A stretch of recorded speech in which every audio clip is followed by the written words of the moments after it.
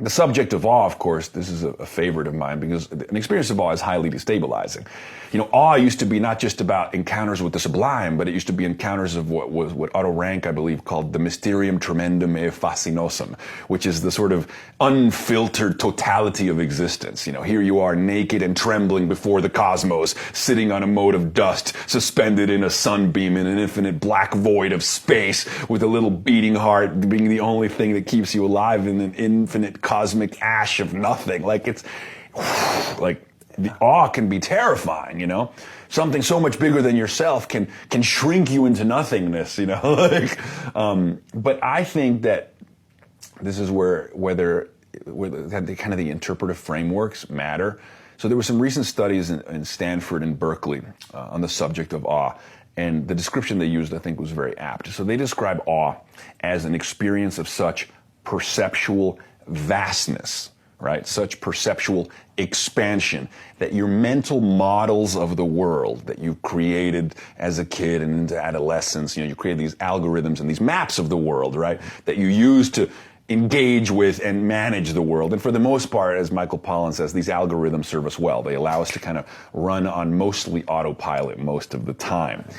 But when an experience shows up that supersedes or exceeds your models, you can't automatically be like, oh, I know what this is. The been there's and done that's of the adult mind. Occasionally something shows up, whether it's the birth of a child or a psychedelic experience or seeing through the Hubble Space Telescope images of the deep field. And it's an experience that is so much more vast. It's beyond your perceptual models that now all of a sudden you have to accommodate. You have to make room for accommodation for this new experience. So it's no more been there's and seen that. Now it's like, okay, holy shit, never seen this before. How do I accommodate my maps to account for this? I've learned the lesson again that the map is not the territory, that there is more to the world than I thought there was. So my nodding resignation, the adult resignation, the jadedness that seeps into our pores, you know, the way that habit deadens is agitated by this.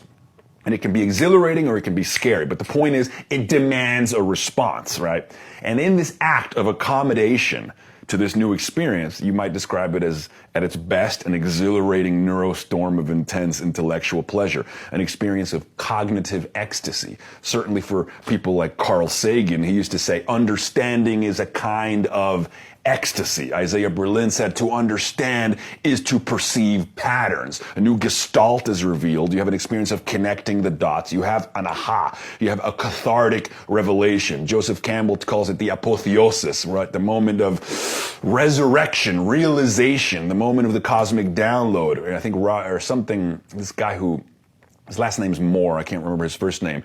He says this is a version of dying into your old self so that something new can be born, right? You have to surrender. If you cannot submit, you cannot die. If you cannot die, you cannot be reborn.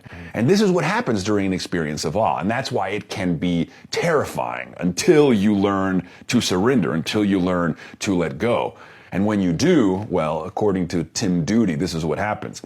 The self, you recontextualize the self as a marvelous conduit in a timeless whole from which molecules and meanings flow from neurons to nebula and back again.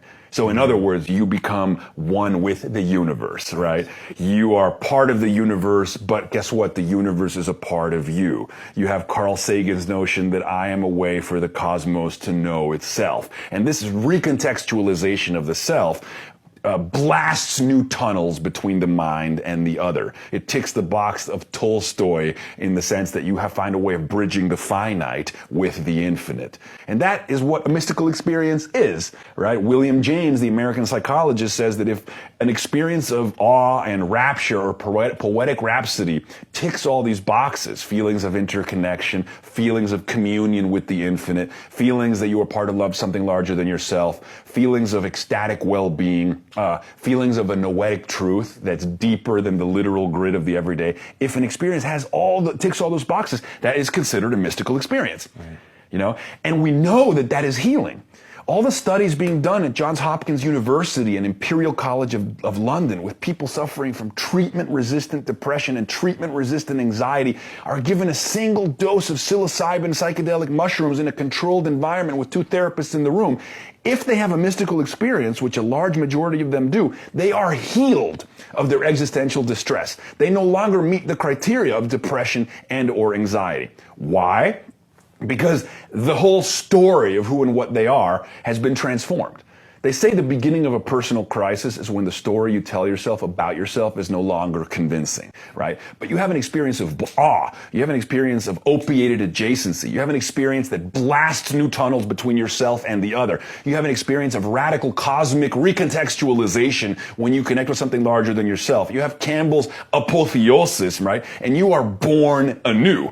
Of course you come out of that experience with a bigger fucking story, a mythological story, a cosmological story, and you are a part of that story. That will fucking heal your fractures, man. That will let the light get in. Whereas once I was blind, now I can see.